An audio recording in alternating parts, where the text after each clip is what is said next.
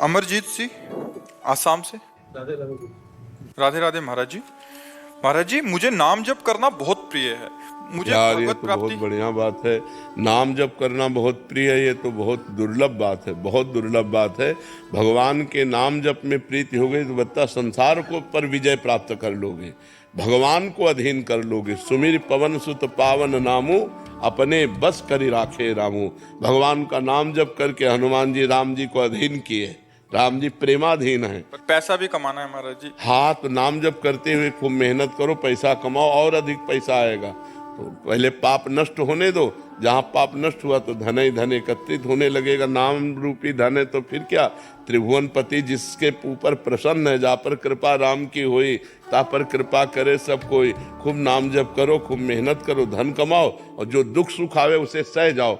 आगे बहुत अच्छा फल प्राप्त होगा। दोनों काम करेंगे तो कोई दिक्कत तो नहीं होगी? नहीं, कोई दिक्कत नहीं, दोनों काम करना ही चाहिए। क्योंकि गृहस्थ हो, कोई विरक्त थोड़े हो, गृहस्थ हो। विरक्त केवल भगवान का भजन करता है तो देखो भगवान ही सब करते हैं, किसी से मांगा थोड़ी जाता है। राधे, न्यू दिल्ली से। श्री हरिवंश महाराज जी, आपके चरणों में दंडवत प्रणाम। गुरुदेव भगवान, संत और सदग्रंथ कहते हैं कि कर्तव्य पालन आवश्यक है। क्या कर्तव्य पालन किए बिना भजन साधन सफल नहीं होगा? कई बार आर्थिक स्थिति या अन्य कई कष्टों के कारण घर के परिजनों के सेवा नहीं कर पाता, तो क्या मेरा भजन नाम जब व्यर्थ हो जाएगा? नहीं, भजन नाम जप ये भगवत प्राप्ति के लिए अलग क्षेत्र है और कर्तव्य पालन अलग क्षेत्र है। जो हम कर्तव्य पालन कर रहे हैं, जैसे माता पिता की सेवा है, धन कमाने का उद्योग करना है, धन कमा के लाना है, परिवार की सेवा है, ये तो मनुष्य का कर्तव्य कर्म है, अपने परिवार का पोषण करना। पर जो नाम जप करना है, भगवान का ध्यान करना है, भगवान का पूजन करना है, ये भगवत प्राप्ति के लिए महान कर्तव्य है, परम कर्तव्य है। कर्तव्य और परम कर्तव्य, धर्म और महान परम धर्म, इसमें अंतराय होता है। ये लौकिक कर्तव्य है, वो अलौकिक कर्तव्य है। भगवान का नाम जप, उसमें ये थोड़ी कि ये नहीं किया तो उसमें बाधा पड़ जाएगी। पर हमें चाहिए कि हम कर्तव्य का पालन करते हुए भजन करें, तभी आनंद आएगा। अब बूढ़े माता पिता कष्ट पा रहे हो, तुम माला लिए बैठे हो, तो ऐसा नहीं। उनके पैर दबाओ, उनके कपड़ा धो, मेहनत करके लाओ, कमाओ और उनको खवाओ पियाओ। क्योंकि जब तुम किसी योग्य नहीं थे तब उन्होंने तुम्हें पालन पोषण किया। अब उनकी वृद्धावस्था है और तुम सोचो हम तीर्थ याटन जा रहे हैं, तीर्थों की जरूरत, उनके चरणों में तीर्थ है, उनकी सेवा करो। बूढ़े माता पिता की सेवा करना, बूढ़े परिवार के जो बुजुर्ग जन हैं उनकी सेवा करना, धर्म पूर्वक धन कमाना, ये भी तो कर्तव्य कर्म है। हाँ, इससे भी भगवान प्रसन्न होते हैं। यदि नाम जप करते हुए अपने माता पिता की सेवा की जाए और धर्म पूर्वक धन कमाकर परिवार की सेवा की जाए तो कहीं तीर्थ जाने की जरूरत नहीं, घर ही उसके लिए तीर्थ है और घर में ही उसे भगवत प्राप्ति हो जाएगी। पर नाम जप जरूर होना चाहिए, भगवान का स्मरण जरूर होना चाहिए। नकुल वर्मा जी, गाजियाबाद। राधे राधे महाराज जी। महाराज जी, मैं कुछ फल व खाना का सामान लेकर मंदिर जा रहा था कि मंदिर के पास एक कुत्ता भूखा बैठा था। तो सामग्री मंदिर में देनी चाहिए या भूखे कुत्ते को खिला देनी चाहिए? भूखे कुत्ते को देना चाहिए, भूखे कुत्ते को देना चाहिए। एक बार एक नाथ जी महाराज, महाराष्ट्र के संत हैं, गौमुख से गंगा जल ला रहे थे रामेश्वर जी चढ़ाने के लिए। और रामेश्वर पहुंचने वाले थे, बहुत से और भी साथी थे, कि एक गधा प्यास से पैर फड़फड़ा करके जवान निकाले हुए तड़प रहा था। तो बड़ा घड़ा था, तो रोका उनके साथियों ने। क्या है, रामेश्वर जी बिल्कुल नजदीक। उन्होंने कहा नहीं। तो गधे को ऐसे उठाया, पूरा गंगा जल गधे को, वो आराम से जल पी करके बैठ गया और वो लोग चले गए। और जे ही बैठा तो देखा भगवान भूत भावन शंकर उसी से प्रकट हो गए। एक नाथ जी के सामने गधे, क्योंकि सर्वत्र भगवान है ना, तो वहां से भगवान प्रकट हो गए। यदि हम मंदिर जा रहे हैं भोग लगाने और कोई कुत्ता ऐसा दिखाई दे रहा है कि भूखा बैठा है, तो हमें चाहिए कि भगवान की भावना करके कुत्ते को पवा देना चाहिए, क्योंकि भगवान कुत्ते में भी हैं। नामदेव जी ने जब कुत्ता रोटी लेके भगा तो घी का कटोरा लेके कहा कि नाथ सूखी ना खाओ, थोड़ा घी चुपरा लो, और तो उन्हीं कुत्ते में से भगवान विट्ठल प्रकट हो गए। ये तो प्रसिद्ध कथा है। तो भगवान सर्वत्र हैं। अगर हमें कोई जीव भूखा दिखाई देता है तो हम भगवान के भोग को उसको पवा देते, सीधे भगवान पाएंगे। वहां तो भगवान दृष्टि भोग पाते हैं, मंदिर में भगवान सीधे नहीं पाते। दृष्टि भोग पाते हैं, उनकी दृष्टि में केवल आता है। और मुख से तो भगवान सीधे पाते। भूखा कोई आदमी बैठा है, कह रहा है बाबूजी भूख लगी है, पूजा ये लो, केला सेव फल मिठाई खा लो, और मान लो कि हो गया, दर्शन करे और ठाकुर जी के भोग यहाँ लगा दो, दर्शन ठाकुर जी करे और बढ़िया हो गया जी। अलका जी, राधे राधे। महाराज जी मैं अपने भक्ति भाव को व्यक्त नहीं कर पाती। महाराज जी किससे व्यक्त करना? प्रभु जानत सब बिना जनाए। जिनकी हम भक्ति कर रहे हैं तो बिना जनाए जानते हैं, अंतर्यामी सबके हृदय की बात जानते हैं। हाँ, भक्त कहलाने के लिए यदि तुम्हारा हो कि 4 लोग जाने कि हम भगत है तो बात अलग है, नहीं तो व्यक्त करने की जरूरत क्या है? व्यक्त करने की जरूरत क्या है? प्रभु जाने सब बिना जनाए। भगवान तो अपने आप हृदय की बात जानते हैं कि हम उनको कितना भजते हैं, कितना प्यार करते हैं, उनका कितना चिंतन करते हैं। तो हमें लगता है भक्ति दिखावे की वस्तु नहीं है, भक्ति हृदय की वस्तु है। हम हृदय में भगवान का चिंतन करें, भगवान का सुमिरन करें। सादा जीवन एकदम बिल्कुल कुछ दिखावा ना हो और खूब डट के नाम जपो, भजन से काम बनना है तो भक्ति ऐसी करनी चाहिए कि ज्यादा कोई जान न पावे, कोई प्रणाम न करे, कोई नमस्कार न करे, वो अंदर अंदर भगवान से रोए, भगवान से प्रार्थना करे, भगवान का चिंतन करे। इससे बढ़िया और क्या है? छुप के जो भक्ति होती है वो महान भक्ति हो जाती है। इन्हीं का एक प्रश्न हो रहा है महाराज जी, ये कह रहे हैं कि मुझे कौन कौन से ऐसे कर्म करने चाहिए कि मैं मृत्यु और जीवन के चक्कर से मुक्त हो जाऊं और प्रभु की सेवा में लीन हो जाऊं? हाँ, बेविचार ना करो, कोई नशा ना करो, किसी की हिंसा ना करो, कम बोलो, कम सुनो, कम देखो और निरंतर भजन करो, माया चक्र से मुक्त हो जाओगे। निरंतर भजन करो, माया चक्र से मुक्त हो जाओ। अव्यावृत भजना, जो अखंड भजन करता है वो जन्म मरण के चक्र से मुक्त हो जाता है। अब पापाचरण करे, 2-4 माला घुमा ले, मनमानी आचरण करे तो पुनरपि जननम पुनरपि मरणम, ये पुनरपि जननी जठरे शयनम, ये बार बार भोगना पड़ेगा। जब तक पापाचरण बंद नहीं होगा और भगवान का भजन अखंड नहीं होगा तब तक जन्म मरण के चक्र से मुक्त होना संभव है। जब निरंतर भजन हो, जिस श्वास में हमारा नाम चलते हुए अंत हुआ वही श्वास हमें भगवत प्राप्ति करा देगी। अगर हमने संसार का चिंतन करते हुए शरीर छोड़ा तो चाहे जितने भजनानंदी रहे हो हमको जन्म लेना पड़ेगा। भरत जी हिरण का चिंतन करते हुए शरीर छोड़ा, गंडकी नदी में रह रहे थे, भगवान ऋषभ देव जी के पुत्र थे तो उनका अगला जन्म हिरण का हुआ। तो इसीलिए अखंड भजन तब निरंतर भजन, निरंतर राधा राधा राधा रट रहे हैं और राधा कहते हुए शरीर छूटा तो हमें राधा की प्राप्ति हो जाएगी, हमें श्री जी की प्राप्ति हो जाएगी। शिखा मिश्रा जी कानपुर से। राधा वल्लभ श्री हरिवंश महाराज जी क्या प्रभु की भक्ति केवल प्रेम से ही प्राप्त हो सकती है या अन्य साधन? भक्ति से प्रेम और प्रेम से भगवत प्राप्ति। भक्ति से प्रेम, नवधा भक्ति से 10धा भक्ति प्रेम और प्रेम से भगवत प्राप्ति होती है। प्रेम से भगवान का साक्षात्कार होता है।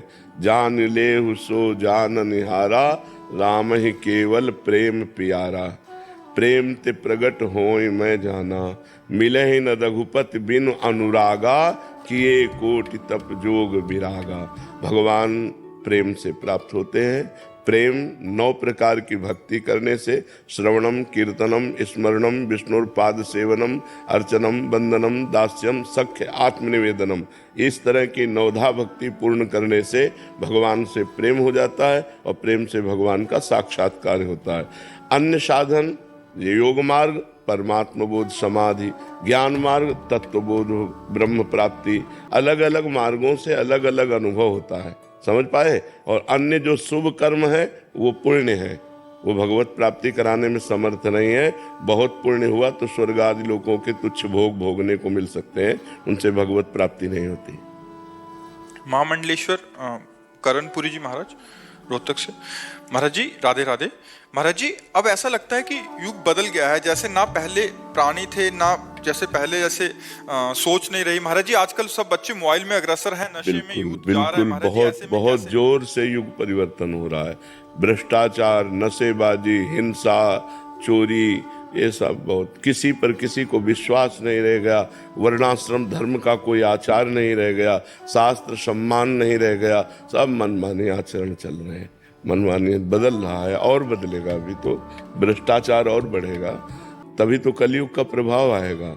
भा भ्रष्टाचारा सब संसारा, धर्म सुने नहीं काना, कान से भी धर्म सुनने में नहीं आएगा, ऐसा भ्रष्टाचार बढ़ेगा। वो तो बढ़ ही रहा है, प्रतिपल बढ़ रहा है। ये राक्षसी प्रवृत्ति बढ़ती चली जा रही है। जिसको देखो नशेबाज बन रहा है, जिसको देखो व्यभिचार में प्रवृत्त है, जिसको देखो धन मिले चाहे जितना झूठ बोलना पड़े, बेईमानी करना पड़े, घूसखोरी करना पड़े, अधर्म करना, तो कहाँ शास्त्र मर्यादा, कहाँ धर्म मर्यादा, कहाँ मर्यादाएं रह गई। कोई बिरला ही ऐसा है जो शास्त्र का चिंतन करता हो कि इसके अनुसार हमें चलना चाहिए। कोई धर्म का चिंतन कर, नहीं मेरा धर्म ये नहीं है, मैं ऐसा नहीं कर सकता। ऐसा गांव में 100 रुपया के गेहूं बेचे गए थे, ये 45 वर्ष पहले की बात बता रहे हैं, तो 110 रुपये आ गए थे। उसके गिनने में भ्रम हो गया होगा, 10 का नोट ज्यादा आ गया था। तो जब घर में गिना गया तो 110 थे, तो कहा पूरे लेके जाओ उसके सामने और उसको दिखाओ जाके कि 10 का नोट तुम्हारा एक्स्ट्रा था, और उसको दिया। और फिर 100 रुपये के गेहूं, रुपया 1.5 रुपया किलो गेहूं बिकता था, तो 100 रुपये के गेहूं बेचे थे, 10 एक्स्ट्रा आ गए तो काफी थे। लेकिन ऐसा नहीं, तुरंत पैसे वापस किए। ये धर्म है कि नहीं, उसके 10 रुपये ज्यादा आ गए, हम 10 रुपये। और आज क्या होता, अरे वो अगर कहता भी कि हमें लगता है 10 रुपया ज्यादा आ गया क्या, तो बोले कैसे 100 रुपये दिए थे तुमने, वो झूठ बोल जाता। धर्म का साक्षी रख करके कहीं कोई अधर्म नहीं करता था। कहीं भूल चूक से कोई अधर्म हो जाए तो लोग उसको समाज में बैठाल करके उसकी निंदा करते थे, उसको प्रताड़ित करते थे। अब समाज ही निंदनीय हो गई है। बड़े बूढ़े 4 लोग बैठ के हुक्का पीते हैं, शराब पीते हैं, तो बच्चों के ऊपर आचरण किया जाएगा। तो धर्म का, शास्त्र का आजकल सम्मान करने वाले बहुत कम रह गए। शास्त्र में क्या लिखा है, मेरा क्या आश्रम है, आश्रम के अनुसार मेरा क्या धर्म है, ये कोई जान ही नहीं रहा। बस मनमानी आचरण करते रहो, मनमानी आचरण करते रहो। पहले सत्य था। हाँ, पहले से बिल्कुल सत्य बात है। पहले सत्य, धर्म का स्वरूप सत्य ही है। पहले सत्य था, अब तो व्यभिचार, झूठ, व्यसन ये सब बढ़ रहा है। पर फिर भी कुछ धर्मात्मा लोग तो हैं ही, कुछ भगवान के नाम जापक तो हैं ही, नहीं तो बड़ा आतंक मच जाए अगर सब व्यभिचारी हो जाएं, सब व्यसनी हो जाएं। उनमें से कुछ तो संयम में चली रहे, कुछ संत महात्मा है, कुछ धर्मात्मा गृहस्थ है, जिससे अभी थोड़ा पृथ्वी टिकी हुई है, नहीं तो आतंक मच जाएगा। तो ये आधुनिकता अगर धर्मयुक्त नहीं है तो लोग अनुसरण करते हैं कि दूसरे देशों में देखो लोग कितने सुखी, इसे सुख कहते हैं। आग लगी तो लगती ही चली गई, भूकंप आया तो गिरते ही, बाढ़ आई तो समेटती चली। तो जल, पृथ्वी, वायु, आकाश, अग्नि, ये 5 प्रधान देवता हैं जिनसे शरीर बना हुआ है। अगर धर्म से नहीं चलोगे तो जितना पुण्य उतना भोग लो, इसके बाद तुम्हें यही जला के राख कर देंगे, यही तुम्हें नष्ट कर देंगे। इसलिए बहुत डरना चाहिए कि हमसे पाप ना हो और धर्म पूर्वक आचरण करना चाहिए। विकास भारद्वाज जी, दिल्ली से। जय श्री राम। जय श्री राधे महाराज जी। महाराज जी, ऑफिस से आज्ञा लेकर वृंदावन 1-2 दिन आया हूँ आपसे मिलने के लिए। महाराज जी, आखिर बार जब आया था तो राधा और राम नाम में फंसा हुआ था।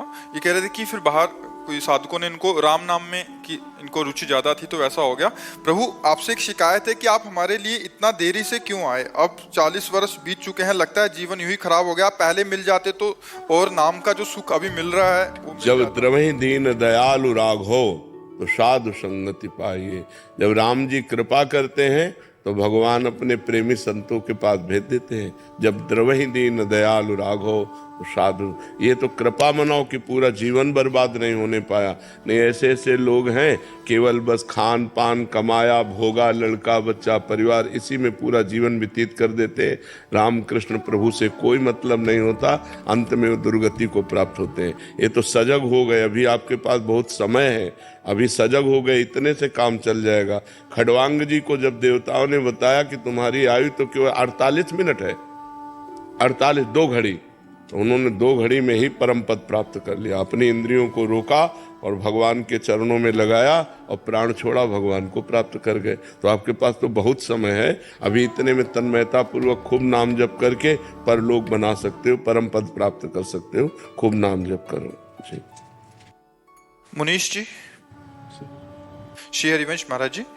महाराज जी, मेरी उम्र 35 वर्ष की हो चुकी है। आज तक जिस बात से मन अशांत रहा है कि क्या जीवन में कर्म प्रधान होता है या जो भी होना है वो पहले से ही लिखा हो चुका है। महाराज जी, गत 35 वर्षों में जो पाप जाने अनजाने में मुझसे हुए, क्या वो सब पहले लिखा जा चुका है? नहीं, क्रियमाण है, ये लिखे गए हैं, अब लिखा गया है, अब इनका हिसाब आगे होगा।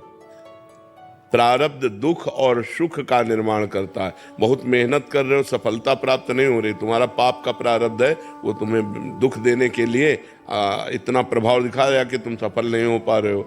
और तुम छोटा सा काम कर रहे हो, उन्नति पे उन्नति होती चली जा रही, तुम्हारा पूर्व का पुण्य प्रारब्ध है जो ऐसा नहीं कि पाप कर्म के लिए प्रारब्ध है, नहीं, पाप कर्म कर चुके जो हैं उसे प्रारब्ध कहते हैं। हमारी बात समझ रहे हो? पाप कर्म जो पीछे हमसे हो चुके हैं और इस जन्म में जो उनका फल मिलना है वो प्रारब्ध फल कहा जाता है। ये तो पाप कर्म है, ये पाप कर्म है, ये नया है, ये पुराना प्रारब्ध नहीं कहा जाएगा कि प्रारब्ध से कर्म नहीं बनता। प्रारब्ध फल देता है, दुख या सुख, विपत्ति या संपत्ति, हर्ष या शोक, ये वो देता है। वो ये नहीं कहता कि तुम किसी लड़की को छेड़ो, तुम किसी का हिंसा कर दो, तुम किसी की बेईमानी कर दो, तुम किसी की घूस ले लो और कहो कि हमारा प्रारब्ध था। प्रारब्ध नहीं, ये नया कर्म तुम्हें भोगना पड़ेगा।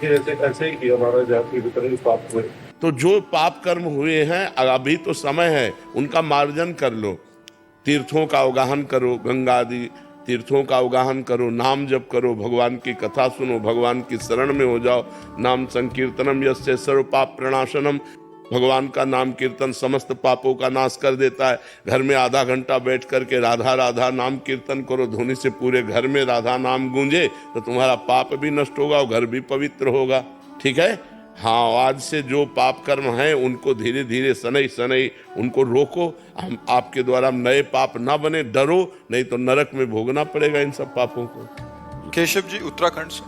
राधे राधे। राधे राधे महाराज जी। महाराज जी, मेरा सवाल है कि जिंदगी में कभी भी मन किसी भी गलत चीज की तरफ जाता है तो उस वक्त मन इतना हावी हो जाता है कि पता होते हुए भी कि ये गलत है, इंसान गलती कर बैठता है। महाराज जी, ऐसे में कैसे बल आए? नाम पता होते हुए भी हम जो सही कार्य नहीं कर पाते वो गलत कार्य कर बैठते हैं।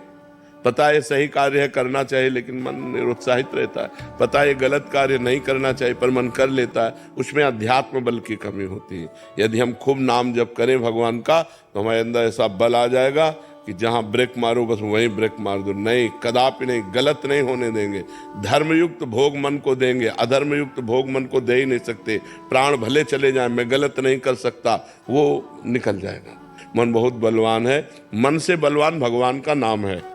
यदि नाम जप करोगे और नाम जप एकत्रित कर लोगे अधिक नाम बल, तो फिर नाम बल के द्वारा मन को रोका जा सकता है, क्योंकि नाम जपते जपते विशुद्ध ज्ञान जागृत हो जाएगा। और जब अज्ञान का नाश हो जाता है तो इन भोगों में प्रीति नहीं होती, गंदी बातों में प्रीति नहीं होती, अधर्म में प्रीति नहीं होती। एक तरफ भोग है, एक तरफ भगवान है, भगवान का नाम है, तो हमारा मन भगवान के नाम की तरफ जाएगा जब पवित्र हो जाएगा। अभी तो एक तरफ भगवान एक तरफ भोग, तो भगवान की तरफ पीठ कर लेगा और भोगों की तरफ चला जाएगा। तो हमें चाहिए कि खूब नाम जप करें और हो सके तो जैसे गीता जी है या भागवत जी है, एक अध्याय रोज स्वाध्याय करो। शास्त्रों के स्वाध्याय करने से ज्ञान बढ़ता है, नाम जप से अध्यात्म बल बढ़ता है, फिर हम रोक सकते हैं। महाराज जी, आपके चरणों में कोटि कोटि प्रणाम। महाराज जी, भोजन के प्रति मेरी लालसा कम ही नहीं हो रही, रोज नए नए व्यंजनों में मेरी रुचि बढ़ती जा रही है। हाँ, तो ये 5 ज्ञानेंद्रियां हैं और 5 कर्मेंद्रियां हैं, ये पूरे चराचर जगत को फांसे हुए। किसी को जबान फांसे हुए, किसी को जनेंद्री फांसे हुए, कोई देखने में, कोई सुनने में, कोई छूने में, कोई भोगने में। पूरा संसार इसी तो मना कष्टान इंद्रियाणी प्रकृति स्थान कर सती। 5 ज्ञानेंद्रियां और एक मन प्रकृति में सदैव लगाए हुए जीव की दुर्गति करता है। वही कोई बलवान है जो भगवान के नाम जप के प्रभाव से, शास्त्रों का स्वाध्याय करके, साधना के प्रभाव से अपनी 5 ज्ञानेंद्रियों को इन भोगों से हटा के भगवान में लगा दे। भगवान में लगाने से आत्यंतिक सुख की प्राप्ति होती है, जहाँ दुख का निमेष मात्र नहीं है।